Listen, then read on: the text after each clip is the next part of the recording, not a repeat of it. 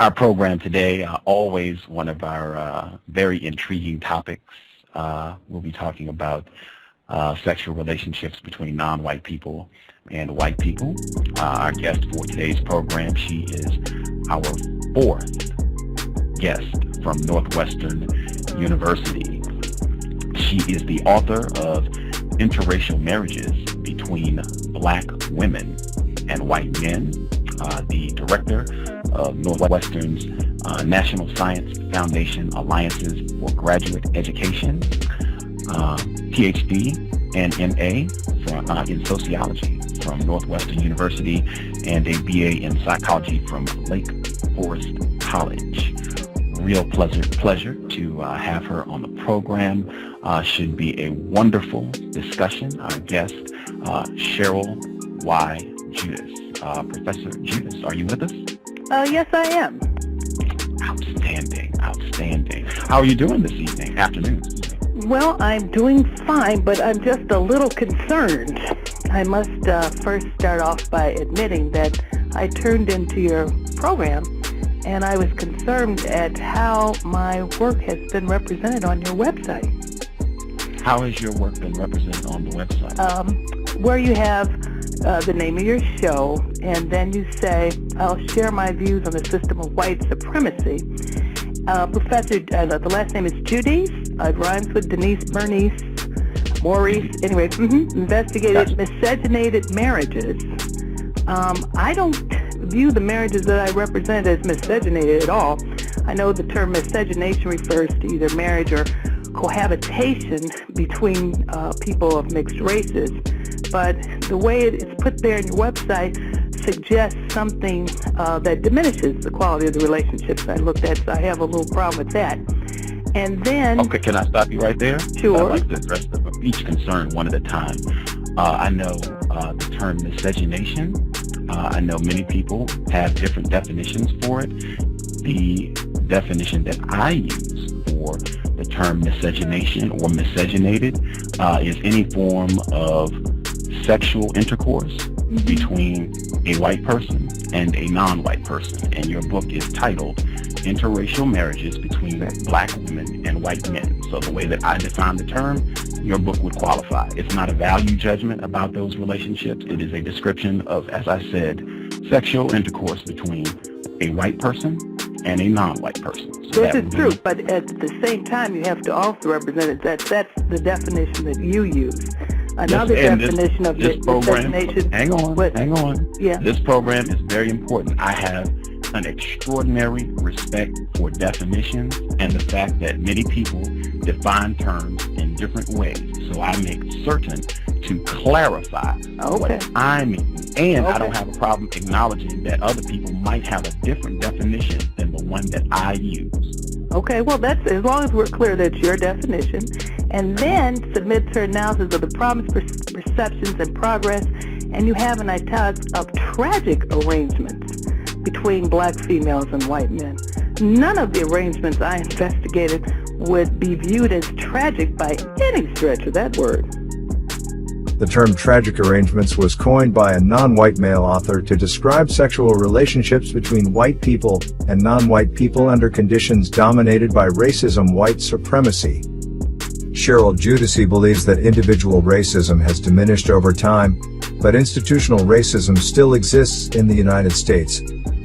White people practicing racism indirectly harm black people, even if they are not physically present or touching them. Black female academics can believe they are not victims of racism because they have ascended and have resources, but this viewpoint is unrealistic and their resources can be taken away.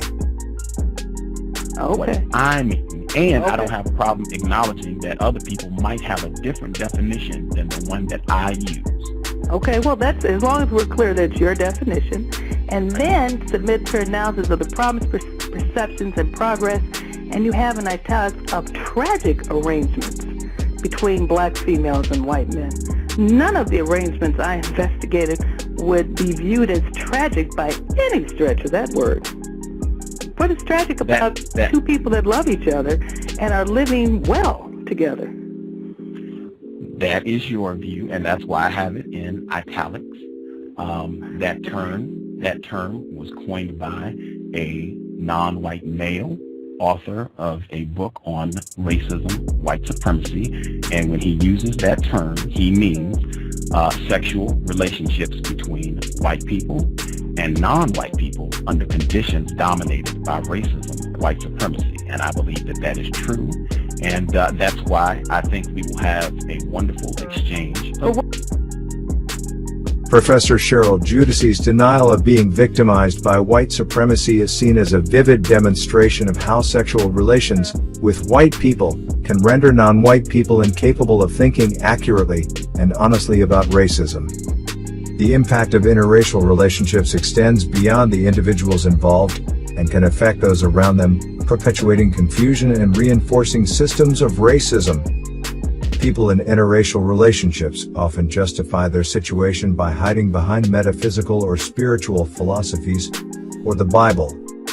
The idea that leaving an environment with a lot of black people and being around fewer non-white people helped gain clarity about racism, white supremacy. The video discusses the complexities and challenges of discussing racism, interracial relationships, and white supremacy, including disagreements among guests and callers, the impact of historical and institutional racism, and the need for greater clarity and understanding in these discussions. Wait a minute, but see, the problem is that I understand. Well, wait a minute, I've listened to you. Please, let me just put my point in, which is very simply, you can finish, but you just said it's another person's view. So that's fine. If you referenced his book that way, I have no trouble with it. I have a problem with you using that term when you're referencing my work.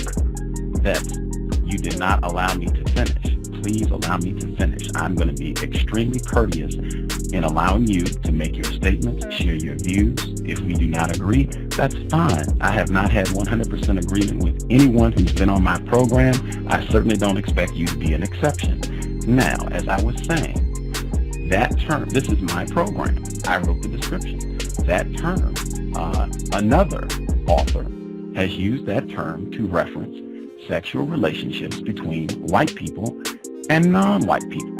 Gus challenges Cheryl Judice's book on interracial sex, discusses harm caused by indirect racism, questions Judice's lack of victimization, and asserts that institutional racism is ultimately about mistreatment of non-white people by white people. Gus was going to challenge Professor Judice's book on sexual intercourse between white people and non-white people, but the conversation was cut short, and the host asks a question about how to avoid mistreatment due to race. Gus discusses how they wish they could have asked more questions about mistreatment of non-white children and expresses confidence that the guest would have struggled to answer, but also acknowledges not wanting to be disrespectful to the guest. Gus discusses the harm caused by white people who practice racism indirectly and shares some of the folly in interracial marriages between black women and white men from a book by Cheryl Judice. A caller on the show suggests that Cheryl Judice has been victimized in jokes about wanting to vacation in her different universe. The location and upbringing of Cheryl Judice, who claims to have never been victimized by racism, and suggests that she could have shared her skills to help others overcome racism. Institutional racism ultimately boils down to white people mistreating non-white people, as institutions are made up of people and there are no non-white institutions where white people are in charge. I use the term to reflect my view, not yours, my view of these relationships. That my view is reflected in every aspect of how this program is written. You will be sharing your views on the program, and I don't want you to in any way change your viewpoint. I want you to announce to us all where you disagree. If you don't like a term that I've chosen, if you don't agree with the definition that I use, please announce that, and I want to give you ample time to explain anything you don't agree with, your viewpoints. I'm sure we will have points where we agree as well. I want those to be clearly articulated for all to hear so that we can all come to a conclusion about what we feel about your views, my views, and if anyone calls in, their views. Okay, well, this is what needs to be said one more time. And I did hear you out. And that is very simply, you are right, it's your program. You invited me to be a guest, which means that when you represent my work on your program, you should be represented from my view. Your website analysis is a distortion of my view. Now, if it was clear on your website that this is what I said and this is what you said, we wouldn't be having this discussion. It is not clear. And as a result, you are telling me that this is another author's view. So my first question is, perhaps he would be, or she, would be more suitable to being a guest on your program. He was a guest. Cheryl Judice disagrees with the existence of individual racism and had a contentious conversation with the host about it. Gus expresses excitement for the upcoming discussion and hopes the guest will articulate their viewpoint accurately to ensure listeners receive accurate information, while also mentioning their co-host will be asking questions. Cheryl, a non-white female with a multiracial family history, does not believe in the system of racism white supremacy, which differs from the beliefs of previous professors from Northwestern University who have appeared on the program. He was a guest 2 programs ago on the program, and he shared his views. Now, if you have a problem with it, I can alter the description, but I don't think in any way it conveys that these are your views. It's not quoted. It doesn't say Professor Judice said these are tragic arrangements. It doesn't in any way, in my view, convey that you said these are tragic arrangements. But if you feel it's a problem, I have no issue with changing it to make it more suitable for your views. That's not an issue at all. Well, that's great, because that is exactly what I would appreciate. I will change it. I will tell you this. I'm not going to change it during the program because I'm going to be focused on operating the program. But as soon as the program ends, I will change it. We can come to an agreement on how you, because I would like to leave that term in the description for the show. Tragic What term arrangement. is that? Okay, well, if you'd like, you can leave it in for the purposes of the show. I'm sure it's not, for people that are interested, they will see it and they will have heard that I disagree with it. But after your show and you have an opportunity to go to your webpage, this term miscegenated and tragic arrangements, I would be very comfortable having you delete. Black females are more confused about the system of racism white supremacy because they are either primary or secondary participants in sex with white people, which is kept secret and has a devastating effect. White people in interracial relationships with non-white people tend to be more confused and less understanding of why things are the way they are. White people in relationships with non-white people often seem more sympathetic to the victimization of non-white people, but it's still possible for them to practice white supremacy. Gus discusses their personal experience with interracial relationships and ultimately concludes that, due to the political implications of white supremacy, they do not believe it is wise for non-white individuals to engage in sexual relations with white individuals. Gus discusses confusion and racism in interracial relationships. Okay, I will say this. I will put it in quotes, and I will make it known that you wanted those terms deleted. I don't know if I'm willing to delete them. I am willing to change the way it's structured so that it reflects that you don't think these terms in any way should be associated with your work and that you wanted them deleted completely. I have no problem including that in the description. Would that be okay? Oh, that'll be fine as long as we're very clear. And I make it clear to your listeners that in no way do I see these marriages as being anything other than legal, loving unions, and in no way do I think any of these marriages represent anything tragic. We should all be so lucky to be in relationships with people that love us. Context of white supremacy, our guest, Northwestern University Professor Cheryl Judice. Am I pronouncing your name correctly? Yes, you are. Judice. All right. Gus T. Renegade and Justice, and that is exactly what I wanted. This program is recorded, archived. Your response has been captured, so anyone who listens to this program will hear your objections and the description. As soon as this program ends, I will edit it so that your objections are noted in the description for the program. Professor Judice, we've already got hopped into the program. I want to back up to get information about you. For our listeners who perhaps have not read your book or heard you before, can you give them a little background information about yourself, please? I am I'm a professor of African American Studies and Sociology. I'm at Northwestern University. I have been studying this field for many, many years. I don't know what other kind of information you would be looking for. You are a black female, is that correct? That's correct. Okay. Would it be accurate to say that you are a victim of racism, and the definition that I use for racism is being mistreated because you are not white? So would it be accurate to say you're a victim of racism? No, it would not be. Not a victim of racism? Nope. I had one. Oh, go ahead. Well, I mean, you're asking me if I'm a victim. I don't see that I'm a victim of anything other than I'm a victim of having been very fortunate to have been able to be educated and to lead a very, what I think is productive life. When you frame yourself as a victim, you're giving away power that I have never had to be in the position of having to give up. Within my life, structurally, within this country, does racism exist? Absolutely. On an individual level, I've probably been one of the ones that would say that I have not felt victimized by anything. Other than, I could just as easily make the case I'd be victimized by being a woman as much as by race. But again, I don't frame my life as being victim by anything. I feel that I've been blessed to be empowered to live the life that I want to.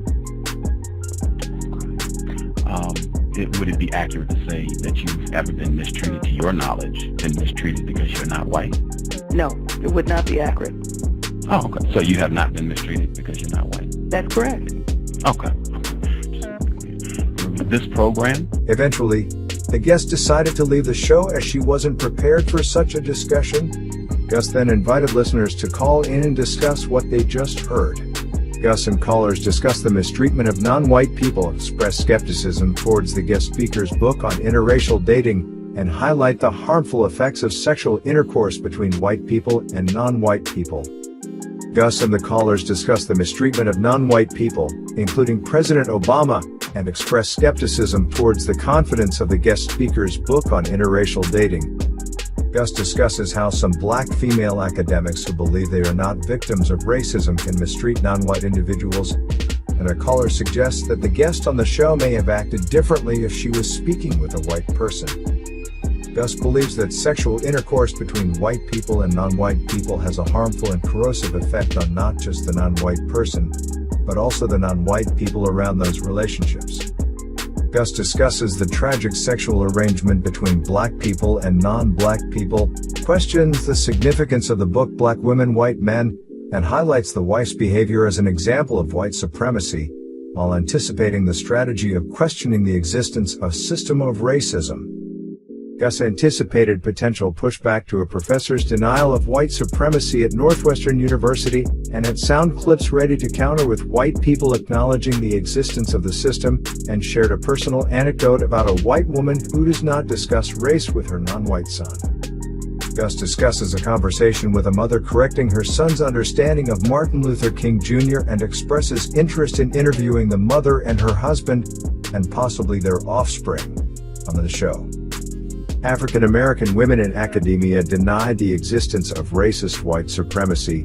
Non-white people can have negative feelings towards black women, and confusion around gender-based racism and feminism prevents discussion of racism together.